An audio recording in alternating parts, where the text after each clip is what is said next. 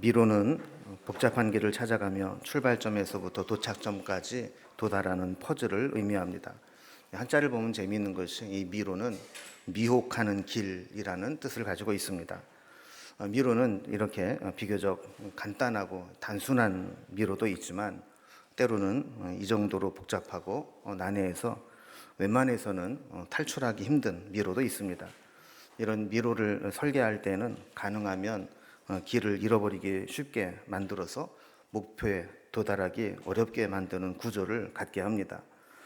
미로를 쉽게 찾지 못하는 이유 중에 하나는 유사한 공간들이 계속 반복되면서 찾기에 실패하기 쉽고 또 반복되는 실패로 인해서 심리적인 압박을 받기 때문이라고 합니다. 사람들은 인생을 미로와 같다라고 비유하곤 합니다.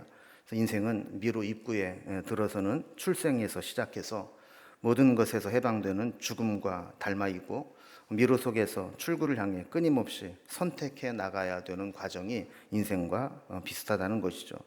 사르트르가 이야기한 것처럼 인생은 B와 D 사이에 있는 C다 라는 말이 바로 그 중간에 미로에 갇혀 있는 것과 같은 것입니다. 미로는 탈출할 수만 있으면 성취감도 있고 또 힘들고 혼란스러운 삶을 끝낼 수 있다는 기대감도 가질 수 있지만 대부분은 엄청난 시행착오를 겪어야 하고 실패와 좌절을 맛보며 중도에 포기하는 사람도 생기게 됩니다. 미로와 인생에 공통점이 있다라고 하는 것은 미로의 특징을 살펴보면 우리가 더 쉽게 이해할 수 있는데 미로는 4가지 특징이 있다고 합니다. 첫째는 이 나아가는 탈출구가 보이지 않는다는 것이고, 두 번째는 이게 지금 올바른 길로 제대로 가고 있는 건지 잘못된 길로 가고 있는 건지 중간에는 도무지 알 수가 없다는 겁니다. 세 번째 미로의 특징은 가다 보면 막다른 골목이 거의 99%고 올바른 길은 1%밖에 안 된다는 것이죠. 네 번째 미로의 특징은 중간중간 마치 탈출구처럼 보이지만 실제로는 막힌 곳이 되는 희망고문하는 지점이 있다는 겁니다. 여러분 어떻습니까? 공감이 되십니까? 우리 인생도 때로는 탈출구가 보이지 않고 지금 내가 가고 있는 인생이 올바른 길인지 잘못된 것인지 알 수 없는 경우가 있습니다. 또 가다 보면 잘못된 막다른 골목이라 되돌아와야 될 경우도 있고 또 이제는 탈출구를 찾았다 싶었는데 또 막힌 길이 나오게 되는, 그래서 희망고문을 당하는 것처럼 거듭거듭 실망하게 되는 것이 바로 인생과 같다라는 겁니다. 이 미로의 기원이 어디 있는가 찾아봤더니 그리스 신화에서 기원을 찾을 수 있습니다. 반인 반으로 출생의 비밀이 좀 복잡한 이 괴물 미노타우루스가 있습니다. 성장하면서 점점 성격이 난폭해지고 통제가 안 되게 되자 크레타의 왕이었던 미노스는 이 괴물인 미노타우루스를 가두기 위해서 아무나 쉽게 찾아 들어갈 수도 없고 일단 들어가면 쉽게 빠져나오지도 못하는 그런 미로, 복잡한 미궁을 만들어서 여기에 미노타우루스를 가두게 되죠. 왕은 이 괴물이 있는 미로에 9년에 한 번씩 사람들을 제물로 들여보내게 됩니다. 괴물에게 희생양이 될 수 있다고 하는 두려움에 겁을 먹은 인간은 이 미로를 찾아서 빠져나오려고 하지만 결국 실패하고 이 괴물 미노타우루스에게 잡아먹히게 되는 거죠. 그런데 한 사람이 여기에서 탈출하는 사람이 생기게 됩니다. 이 미로에 대해서 알고 있는 이 크레타 왕 미노스의 딸이 있는데 이 딸의 애인이 그 테세우스라는 사람입니다.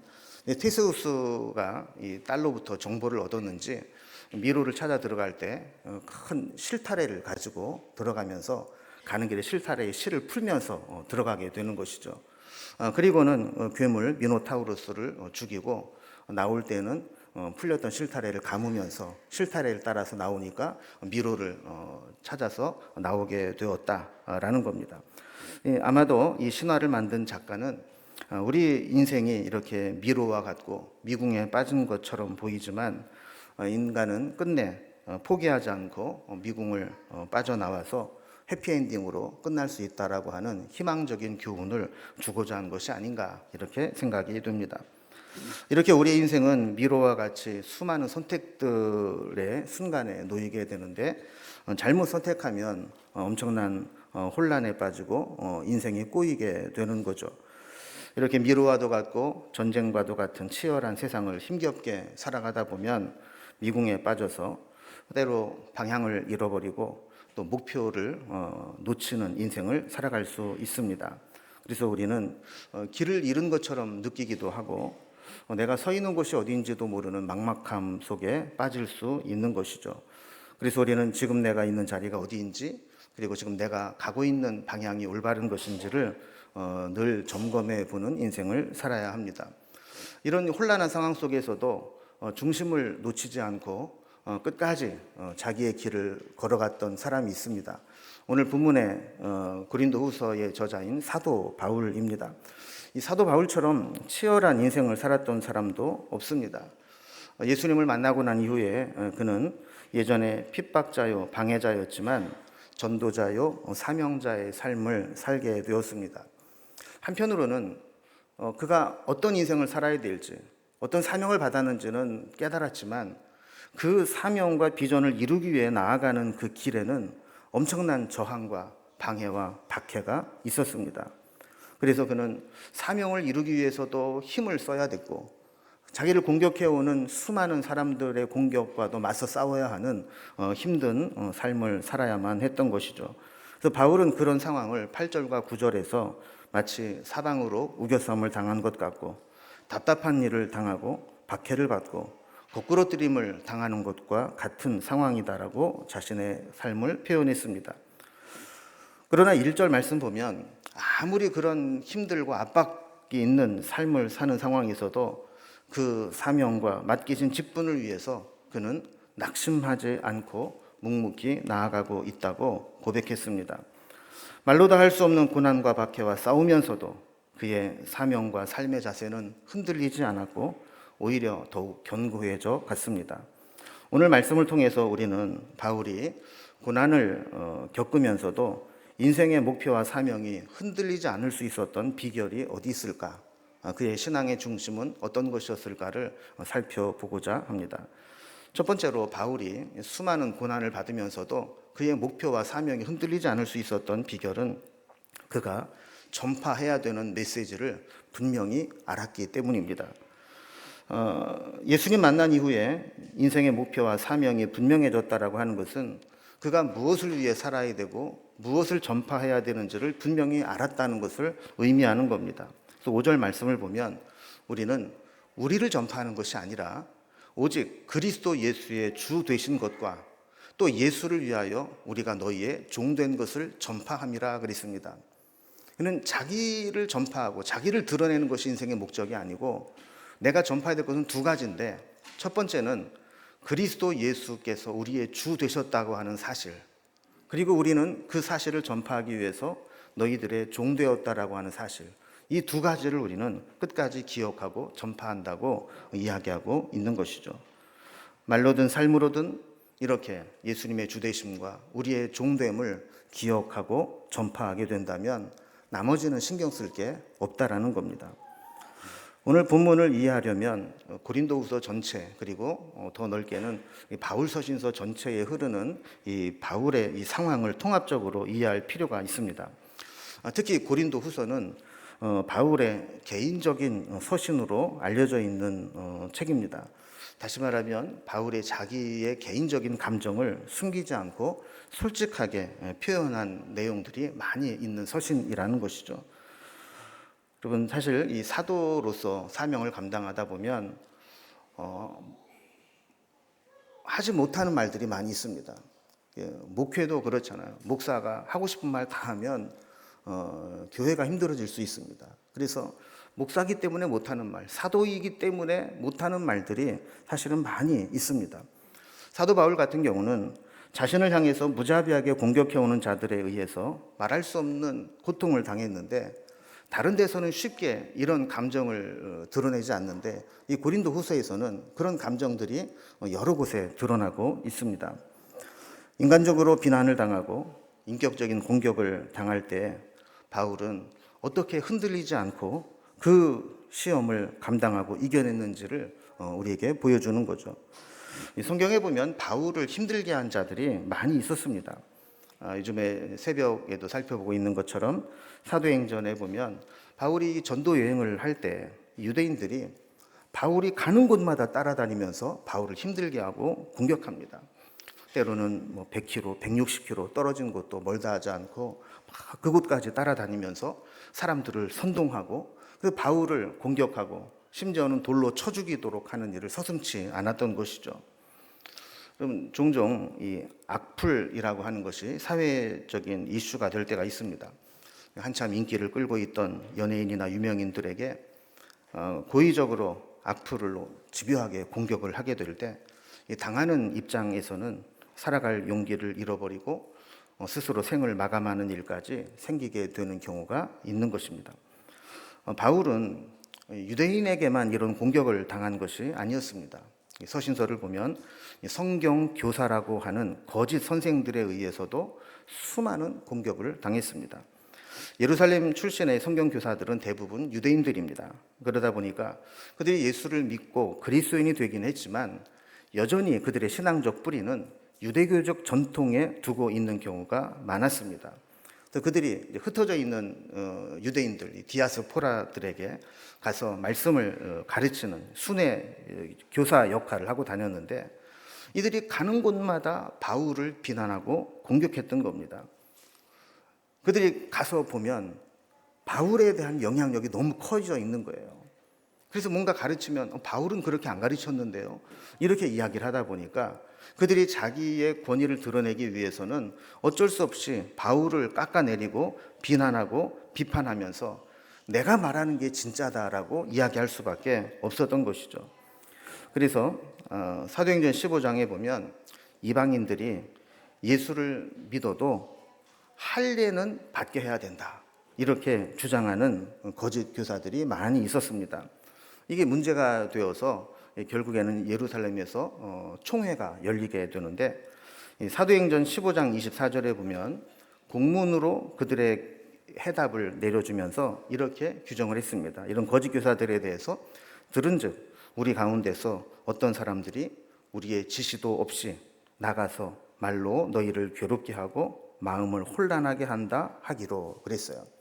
자, 그러니까 지금 이 거짓 교사들이 돌아다니면서 예수를 믿어도 할례는 받아야 된다는 둥, 또 율법을 지켜야 된다는 둥, 유대교로 개종을 해야 된다는 둥, 이런 말로 이방인들을 괴롭게 하고 마음을 혼란하게 하는데 그들은 예루살렘 교회와 상관이 없는 자들이다.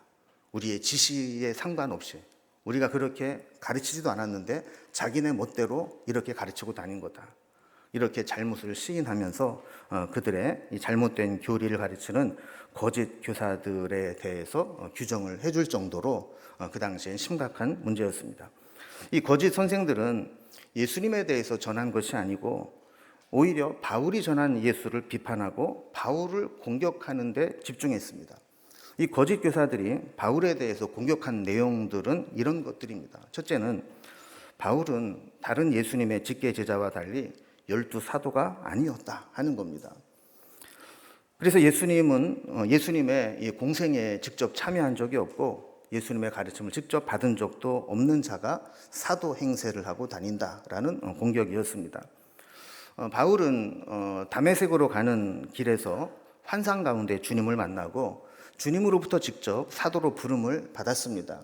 하지만 그들이 볼 때에는 12제자에 속하지 않았기 때문에 이 공격에 대해서는 표면적으로 대응할 방법이 없었습니다. 두 번째로 거짓 선생들이 바울을 공격한 내용은 바울은 예루살렘 교회에서 인정한 공적인 추천서를 가지고 있지 않은 거짓 교사다라고 하는 공격이었습니다. 바울은 회심한 이후에 예루살렘 교회가 사도들과 교제했습니다. 그리고 함께 동역을 했죠. 그래서 사실 바울의 입장에서 보면 예루살렘 교회의 어떤 공식 추천서가 필요가 없었습니다. 그가 공식 추천서를 가지고 다니지 않았던 것은 그것이 필요 없었기 때문이었지 자격이 없어서가 아니었음에도 불구하고 거짓 교사들은 그 추천서를 가지고 다니지 않는다는 것으로 그를 비난했던 것입니다. 세 번째로 거짓 교사들의 공격은 바울은 사도로 자격이 없기 때문에 자비량으로 선교하며 구제 헌금을 모아서 자기를 위해 유용했다라고 비난을 한 것입니다. 근데 바울은 어떤 곳에서는 후원을 받아서 선교의 사역을 했습니다. 그런데 어떤 곳에서는 자비량으로 선교를 했습니다. 그 기준이 되는 것이 뭐냐면 그 교회가 자기를 뒷바라지 줄 만한 여력이 있거나 믿음이 있는 데서는 후원을 받아서 사역을 했습니다. 그런데 그것을 감당할 수 없는 믿음의 사람들에게 있는 곳에서는 스스로 텐트를 만드는 작업을 하면서 돈을 벌어서 자비량으로 선교를 했던 것이죠. 그런데 이 부분에 대해서 거짓 교사들은 오히려 바울의 이런 선의를 악용해서 바울이 그렇게 자비량으로 다녔던 것은 그가 사도로서의 자격이 없음을 스스로 알기 때문에 그렇게 정식으로 후원을 받지 못하고 자비량으로 일한 것이다. 이렇게 공격을 했던 것입니다. 네 번째로 이 바울을 직접 만나보지 못한 자들에게 바울에 대해서 왜곡된 정보를 주었는데 고린도서 10장 10절에 보면 바울이 편지에는 제법 무게감이 있게 쓰지만 외모는 약하고 말은 시원치 못하니 그의 현란한 글발에 속으면 안 된다라고 비난을 했던 것입니다. 바울을 만나보지 못한 자에게 바울에 대해서 이렇게 험담을 이야기하면 듣는 사람의 입장에서는 실제로 그런가 하는 생각을 하게 되는 거죠. 그래서 바울에 대해서 오해하고 바울의 사도직을 의심하고 영적인 권위를 인정하지 않고 어떤 곳에서는 바울의 전도나 가르침을 거절하는 일까지 생기게 된 겁니다. 이렇게 이 거짓 교사들의 행동을 보면 그들이 뭘 전해야 되는지를 잘 모르는 겁니다. 복음을 전하고 하나님 나라를 전하고 생명을 살리는 일에 집중해야 되는데 이런 메시지에 집중한 것이 아니라 이 메시지를 전달하는 메신저인 바울을 공격하는 데에만 집중했던 것이죠. 그러나 바울은 여기에 흔들리지 않았습니다. 거짓 교사들이 바울을 비판하느라 정작 전해야 되는 예수님을 전하지 못하고 있을 때에도 바울은 그들과 싸우지 않고 도리어 내가 전해야 될 메시지가 무엇인가를 분명히 하고 그 메시지를 전하는 데 집중했다라고 하는 것입니다. 여러분, 우리도 마찬가지입니다. 우리도 삶의 여정 가운데 여러 가지 인생의 풍랑과 바람이 우리를 흔들 때가 있습니다. 그럴 때 내가 무엇을 위해 살아가고 내가 전해야 될 메시지가 무엇인가가 분명한 사람은 흔들릴지언정 자리를 이탈하지는 않습니다. 그러나 이것이 분명하지 못한 사람은 자신의 인생의 경로를 이탈하고 말게 되는 것이죠. 우리도 한번 우리 자신을 돌아볼 필요가 있습니다. 나는 내가 믿는 믿음이 분명한가? 내가 전해야 될 메시지가 확실한가? 이것을 분명히 하면서 흔들림이 없는 삶을 살아가기를 주님의 이름으로 기원합니다. 두 번째로 바울이 고난을 겪으면서도 인생의 목표와 사명이 흔들리지 않을 수 있었던 비결은 능력의 근원이 어디에서 오는지를 분명히 알았다는 겁니다. 내 힘의 근원이 어디 있느냐, 이거를 분명히 알았다는 거죠. 거짓 교사들은 바울을 깎아내리면서도 자기들이 가지고 있는 자격에 대해서는 자랑을 하며 다녔습니다. 물론 이 세상에서는 자기 자랑이 통할 때가 있습니다. 그러나 사람의 미천은 몇 번 만나면 금방 드러나게 됩니다. 잠깐은 속일 수 있지만 영원히 속일 수는 없는 것이죠. 제가 좋아하는 사자성어 중에 낭중지추라는 말이 있습니다. 이 주머니 속에 감추어진 송곳이라는 뜻으로 이 날카로운 송곳은 아무리 주머니 속에 넣고 감추려고 해도 반드시 날카로움 때문에 바깥으로 튀어나올 수밖에 없다는 겁니다. 이렇게 재능이 뛰어난 사람은 드러나지 않고 숨어 있어도 저절로 눈에 띄게 된다라는 의미입니다. 자기를 자랑하고 드러내지 않아도 능력이 있고 내공이 있으면 언젠가는 세상에 알려지게 된다는 거예요. 근데 실제로는 아무런 능력과 재능도 없으면서 인위적으로 자기를 드러내고 돋보이려고 하면 오히려 그의 허물과 부족함만 드러나게 되는 것이죠. 저는 그래서 제 사역을 멀리 내다봅니다. 지금 당장 눈에 보이는 성과를 내기 위해서 어떤 이벤트를 하고 특별 집회를 하고 행사를 하는 것보다 매일 매 순간마다 하나님의 말씀을 붙잡고 씨름하면서 하나님의 말씀을 올바르게 전하고 하나님의 인도하심을 구하면서 한 걸음 한 걸음 나아가게 될 때 하나님께서는 우리 교회만의 강점을 드러내게 하실 것이고 우리 교회를 통해서 하나님의 뜻을 이루어내실 것이라는 것을 분명히 믿기 때문입니다. 이것이 우리 교회가 모토로 삼고 있는 아드폰테스, 본질로 돌아가는 교회의 의미입니다. 우리가 화려하지 않지만 매일 매순간 본질로 돌아가는 교회, 기본에 충실한 교회, 능력과 생명의 근원이 되신 하나님이 주인된 교회, 그 교회를 만들어 나아갈 때 이 속에 하나님의 은혜와 능력이 임하게 된다는 것이죠. 바울은 자신의 능력의 근원을 설명하기 위해서 질그릇에 담긴 보배라는 비유를 사용했습니다. 7절 말씀 보면 우리가 이 보배를 질그릇에 가졌으니 이는 심히 큰 능력이 하나님께 있고 우리에게 있지 아니함을 알게 하려 함이라 그랬습니다. 대부분의 사람들은 겉으로 보이는 그릇에 관심이 많습니다. 그러나 진짜 가치는 그릇이 아니라 그 속에 담긴 보배라는 것이죠. 여러분 집안에 폐물이나 보석들이 있으면 여러분 어디에 보관을 합니까? 도둑을 맞기 전에는 보석함이나 폐물함 그럴듯해 보이는 곳에 보관을 하면서 열어보면서 막 흐뭇해할 겁니다. 그런데 한번 거기에 두었다가 도둑을 맞아보면 다음에는 절대로 거기에다가 보관을 안 하고 여기에 이런 게 있을까 싶은 허름한 곳에 보관을 하려고 할 것입니다. 그래서 사람들은 쓰레기나 폐품 같은 곳에 감추어 두는 경우가 있죠. 그래서 예전에 라디오 사연 같은 걸 들어보면 이거를 잘 보관한답시고 이 창고에 이 전기밥솥 속에다가 이렇게 감추어 두었는데 그걸 모르는 식구가 창고를 정리하다가 폐품인 줄 알고 고물상에 팔아버려서 낭패를 보게 됐다. 이런 사연들도 오게 되는 겁니다. 그러니까 중요한 것은 보배를 담은 질그릇이 아니라 보배 그 자체입니다. 이 말은 우리가 뭐라도 된 줄로 착각하고 우리에게 무슨 능력이라도 있는 것처럼 착각하는 것은 질그릇을 가지고 그것에 만족하고 자랑하는 것과 같다라는 거예요. 여러분 질그릇은 그릇 중에 가장 깨지기 쉽고 값싼 그릇입니다. 그러니까 진흙으로 그릇 모양만 만들어서 말려놓은 그릇이 질그릇입니다. 흙으로 만든 그릇이라 할지라도 불에 굽기도 하고 유약을 바르기도 하고 또 작가가 그림도 그리고 그러면 그나마 가치 있는 그릇이 되지만 그냥 흙으로 만들어서 말린 그릇은 가치가 없고 쓸모도 없는 거죠. 액체는 담을 수도 없고 잘못 건드리면 깨지고 부서지기도 쉽습니다.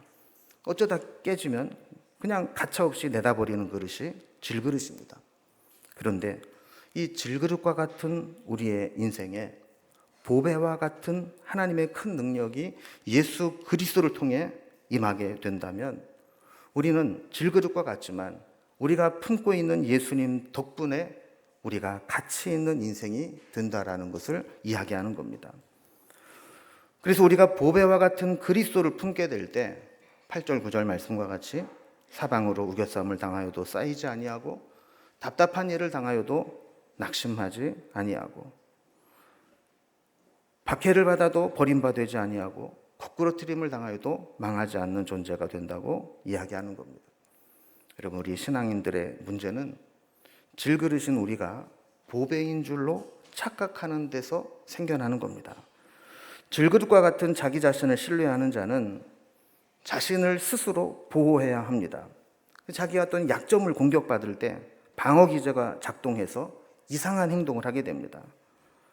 자신의 장점을 자랑하며 자기를 능력자로 포장해야 됩니다.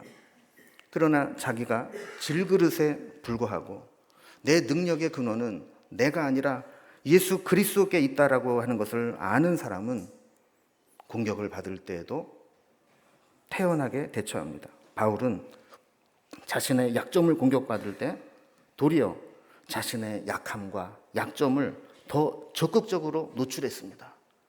그래서 그는 자랑할 것은 내가 약함을 자랑할 수밖에 없다.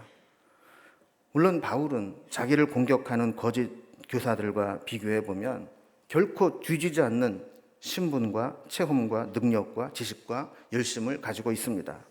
그럼에도 불구하고 그는 이 모든 것들을 다 해로 여기고 내가 깨져야 그 속에 있는 보배가 드러나듯이 나는 아무것도 아님을 고백해야 참된 보배가 진가를 나타낼 수 있듯이 나는 오히려 이렇게 연약한 자다, 이렇게 나는 부족한 자다, 이것을 자랑해 왔던 것입니다.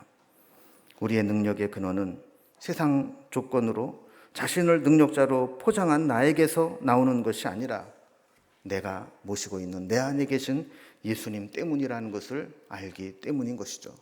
여러분, 우리도 우리의 능력의 근원은 내가 아니라 내 안에 계신 예수님임을 분명히 알게 될 때 그 예수님으로 인해서 우리가 강해질 줄로 믿습니다.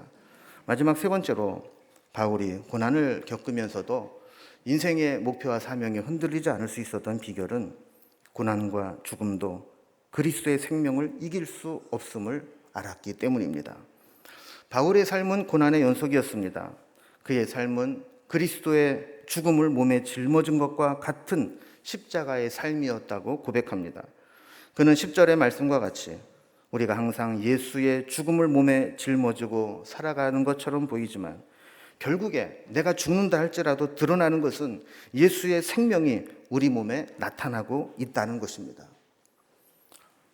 여러분, 우리 몸의 가치는 어디에서 드러나게 될까요? 몸을 아주 즐겁게 할 정도 수준이 되고 외모를 멋지게 가꾸어서 참 몸 좋다라는 칭찬을 받고 또 아주 건강한 상태를 유지하면 그 사람의 몸에 가치가 있는 것일까요? 바울은 그렇게 보지 않았습니다. 바울은 우리의 몸의 가치는 우리 몸에서 예수의 생명이 나타나도록 쓰임받는 도구가 될 때 우리 몸에 진정한 가치가 있다라고 이야기하는 것입니다.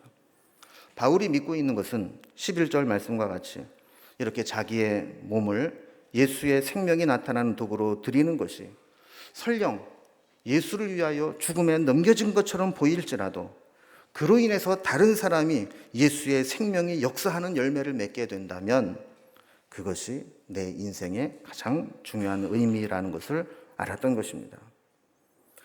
이렇게 바울은 그의 인생을 수많은 역경과 고난과 박해 속에서도 흔들리지 않는 삶을 살아왔는데 그 비결을 오늘 다시 한번 정리해 보겠습니다. 첫째는 바울은 내가 무엇을 위해 살아야 하고 내가 전해야 될 메시지가 무엇인지를 분명히 붙잡고 있을 때 흔들리지 않았던 겁니다. 두 번째로 그는 내 능력의 근원이 어디에서 오는지를 알게 될 때 자신의 연약함 때문에 흔들리지 않았다는 겁니다.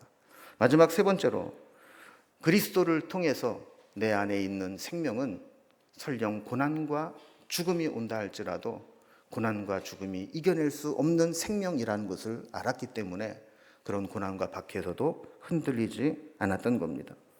미로와 같고 전쟁과 같은 인생을 살아가는 우리에게도 이런 분명한 확신을 가지고 살아갈 때 흔들림 없이 믿음으로 살아가게 될 줄로 믿습니다. 이 신앙